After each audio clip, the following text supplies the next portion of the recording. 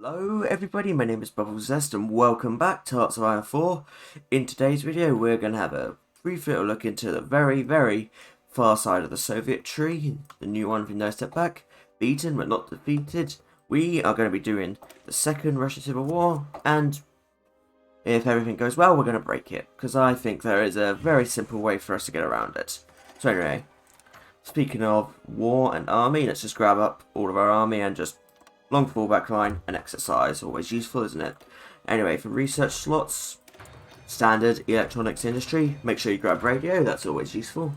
For the civs we have, since we are going to have a supply base, something around here, we're going to build civs and the like here. There you go. Don't think many of them will get completed, but why not? Also create the MVKVD, even though it already exists. Upgrade it if you want, I might do it for things like ciphers, because that's always useful, isn't it? Especially if we're going to continue this game past this point. Well, I mean, after the revolution has completed itself. But anyway, for mills, may as well get some more fighters, motorized, and tanks, and more guns. All useful, aren't they? But yeah, pretty much standard start here. Nothing more to say, apart from go to speed 5, and begin. There we go, now we begin our prep. There we go, make sure you establish your top secret headquarters. Now for focus, we need to get down to the Black Hundreds, so we're going to do unification of the exiles, national unification, and embrace the Black Hundreds. We need to get that sooner rather than later so we can expand our states as quickly as possible. But anyway, I'm not too sure about the True Tsars. The women's movement is nice because of the factory output, so we might grab that, but I'm probably not going to grab the True Tsars. The True Tsars does give manpower, but you're Russia. Manpower is one of the things that isn't much of a problem. Anyway, we're going to spend some political power once it reaches 20%. No need to do it when it's at 0%, because that's just a waste. Let Stalin's paranoia rise and then kick it back down. But otherwise, don't spend your political power. It's going to be very useful today, so keeping as much of it as possible will come in handy for us. You do have all these options, like offer Vladivostok to Japan, Sakhalin for arms, and Baku oil rights. I'm not convinced that any of them are worth it, but if you want to do them, be my guest. I think the only one that could be worth it is Sakhalin for arms. But I've done a lot of Lend-Lease runs as Spain, and I can tell you Japan is very bad with its Lend-Lease. Unless these guns that we get are automatics, Japan will not have anything to give you apart from that. So I don't see it as necessarily beneficial. For any events like this, like anti-saboteur campaign, I recommend doing any that decreases stability. There, we've now embraced the Black Hundreds. Next we're going to do covert operations, and we're going to approach this general that I'm going to casually avoid pronouncing. But we're going to first head all the way to Vladivostok, because, well, it's a big victory point. But for the rest, we're going to follow basically this fallback line, which is, as far as I can see, the Trans-Siberian Railroad. Yep, it's basically in these states. We can head as far as we can to the Urals around here, in this state that I'm also going to not pronounce. But if we can control that, we'll have a much easier time. Also, dismiss counter-revolution is useful, do it if you must, but of course it could backfire on you, but if you feel like you have to, I would recommend doing it. Since that forging satisfactory production reports is almost over, I'll do it once, to see how far we can kick down Mr. Stalin's paranoia. Of course, the main problem with expanded states is that that does increase Stalin's paranoia as well, so what can you do? Now that we've also done covert operations, you have the opportunity to frame admirals or officers. I recommend doing the admiralty, because, let's be honest, admirals are not as important in this game. The least people you have cowed by Stalin, the better. Stalin's about to do his first purge now, increase paranoia by 30%, which will get us quite high, so it is time for us to do a framing. Now that we've approached the general that shall not be named, grab as many cavalry as you can, you might as well. It doesn't matter so much, command power is annoying, but yeah. But be careful, of course, it also increases political paranoia. So don't do it too much. If you're going to go for any between the Youth Union or the Old Guard, I'd do the Youth Union because it gets motorized. Well, we've secured Vladivostok, and now it's time to head to the Urals. Again, on the Trans-Siberian. Once we reach there, we'll be ready to do it ourselves. Not convinced on the cavalry because of how I want to fight this civil war.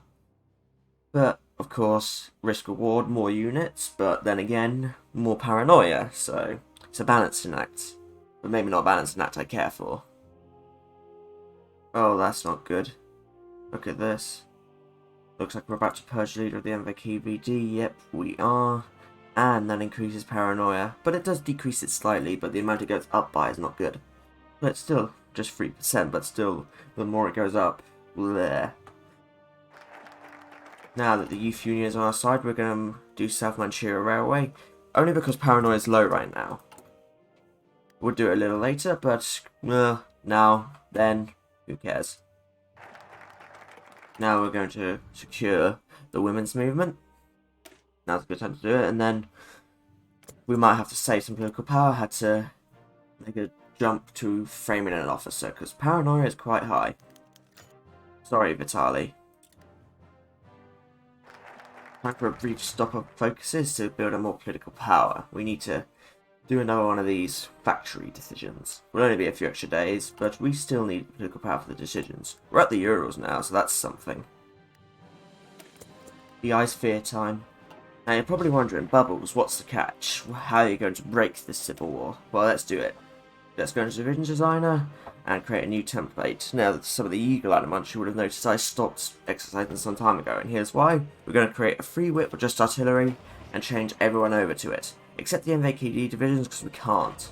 But everyone else will change over. There you go. Look at that. Anyways, I suggest exiling the MVKD divisions somewhere completely useless. Like this little island here, so they're out of the way. I don't know if that's actually useful, but I can hope.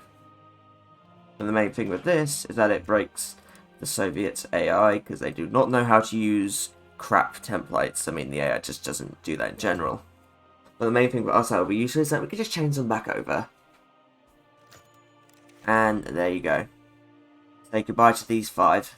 But luckily we're now back under the percentage, which is good. Another thing we could have done in time is to cut off the Soviets. But, would it have been necessary? I don't know.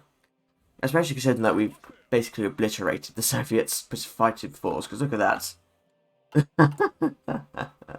The main problem will actually be these MVKVD units, which are not the best, but they'll be a threat, shall we say. There we go. Are we ready for the hands do? Could still grab the old guard, but are they necessary? You know what? I'm going to take a chance. It's time for the hands do. It is time. We could probably grab one more division and grab one more state. But actually, let's do that first, just to be bloody sure of it. And there we go. Works out in the end, we'll still get the hands do, but we get the extra state. Stalin will not know what hit him, hopefully. He's doing another purge in the MVKVD. So, just before everything happens, we get to see a brief look at Beria. The coward himself. 2, 1, there you go. The hands have done. It is time. 2 arms. God, this is lagging. There you go. Look at that. Oh, we don't have the bigger army? That's a shame. But still, we got some nice units. Anyway, I recommend doing Call for Aid, as that will be useful to you. But change all of these rubbish units over, as they will not be useful as artillery units. And change them over to tanks and motorized. That would definitely be nice. I think I could have done the old guard and that would have helped, but I've made my bed, haven't I? Anyway, front line all the way from here to there, and then let them build their org and stuff back up, and then we head forth. Don't know how I gained that state, but nice. 2 spies, there you go. And it has begun.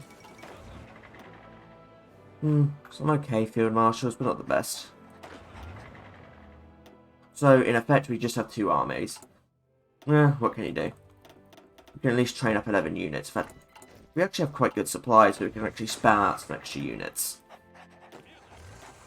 But don't start pushing immediately with your units, as they are still de facto the artillery units, so they're quite bad.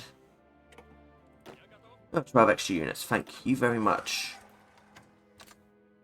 Some partisans or something. Try and have them walk to something like Stalingrad, see if they could be useful. But otherwise, they're probably just going to have to hold down where they are. Not going to be too much use, I'm afraid. As you can see, this is an artillery division, and we can just push it right out the way. They have no supply. Perfect. Same story here. You just push that out the way.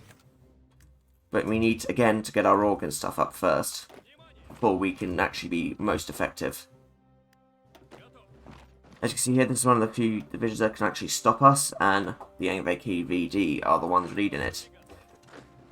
But, well, guess it's time to start pushing on. On aggressive, we should be able to, but, of course, wait for org and stuff, that's going to be your biggest problem right now. But luckily, as long as the main units you're fighting are artillery divisions, you'll just be able to push them right out of the way. Don't be stupid, though. You should still do things like encirclements and stuff. We took Stalingrad. One other thing is you really don't need to bother with taking those volunteers. You shouldn't need them, and if you want to do any gun scams, you probably shouldn't, because these volunteers, as in the Spanish Civil War, love to end the wars for you. Every desertion and everything will eventually lower Stalin's surrender limit, but we still need to get to Moscow and Leningrad. We have actually taken Stalingrad, which is good.